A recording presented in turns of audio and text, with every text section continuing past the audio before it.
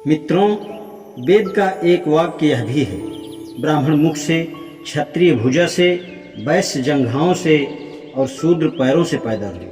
इस वाक्य में यह घोषणा की गई है कि शूद्र यज्ञोपवीत संस्कार के अधिकारों को प्राप्त नहीं करेगा। अन्य अनेक शास्त्रकारों ने भी पुरुष सूक्त का तोता रटंत पाठ दोहराया और उसकी पवित्रता को जारी रखा।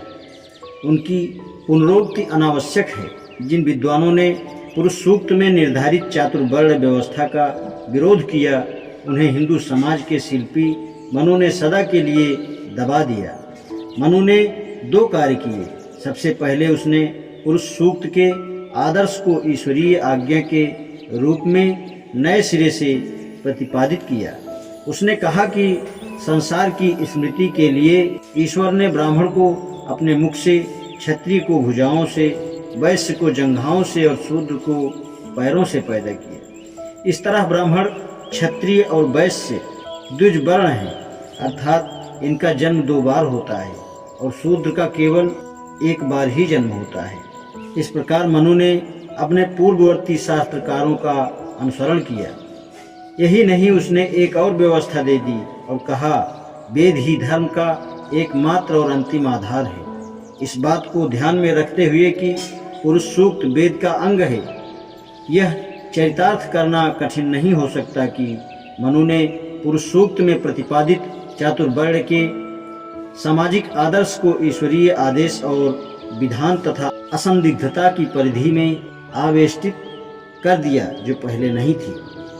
पुरुष सूक्त का समीक्षात्मक विश्लेषण बहुत जरूरी है। सभी हिंदू यह मानते हैं कि पुरुष सूक्त अनुपम है। निस्संदेह यह दावा बहुत बढ़ा चढ़ाकर किया गया है। यहाँ उस समय किया गया होगा जब मानव मस्तिष्क विकास की आदिम अवस्था में था और उसमें आधुनिक युग की तरह परिणामों पर विचार करने की क्षमता नहीं थी।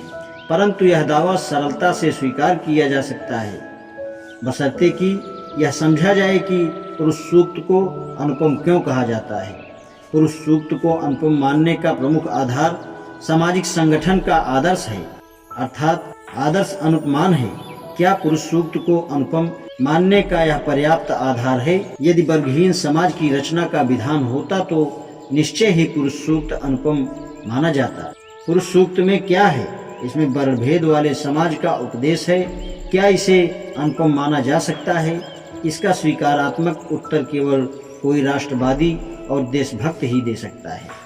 वर्ण व्यवस्था का अस्तित्व तो हर समाज की शर्त है, अनिवार्यता जो आदिम युगीन है।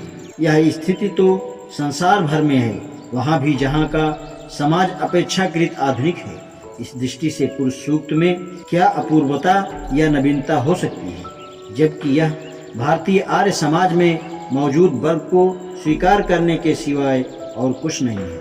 इसके होते हुए भी अन्य कारणों से पुरुष सूक्त बेजोड़ माना जाता है। दुर्भाग्य की बात तो यह है कि आम तौर से अनेक लोग इसके अनुपम होने का सही कारण नहीं जानते, पर जब इसके अनुपम होने के सही कारण का पता चलेगा तो लोगों को इसमें संकोच नहीं होगा कि पुरुष सूक्त की विचित्रता और अनूठापन मानवता और मानव जाति के प्रति कितना बड़ा प्रपंच है। पुरुष सूक्त की सामाजिक आदर्श की विशेषताएं क्या हैं जो इसकी अनुपमता के प्रमाण हैं? हालांकि वर्ण व्यवस्था का अस्तित्व हर समाज की अनिवार्य शर्त है, फिर भी किसी समाज ने भी वास्तविक स्वरूप को समाज के विधान के रूप में नहीं बदला। पुरुष सूक्त ही ऐसा उदाहरण है जिसमें वर्णभेद को समाज का आदर्श बताया गया है। पुरुष सूक्त में प्रतिपादित यह पहली अनुपम योजना है। दूसरे किसी भी समुदाय ने समाज के आदर्श के व्यवहारिक भेदभाव को वैधानिक स्वरूप प्रदान नहीं किया। यूनान का उदाहरण सामने है। अफलातून, प्लेटो जैसे महान विद्वान ने वर्ण व्यवस्था को आदर्श सामाजिक ढांचा माना, किंतु वहाँ के लोगों ने वर्ण व्यवस्था को एक वास्तविक वैधानिक सामाजिक संरचना नहीं माना। पुरुष सूक्त ही एक ऐसा उदाहरण है जिसने वर्ण व्यवस्था को कानूनी जामा पहनाकर उसे वास्तविक बनाने की कोशिश की और उसे प्राकृतिक माना। आज इतना ही। शेषकाल। धन्यवाद।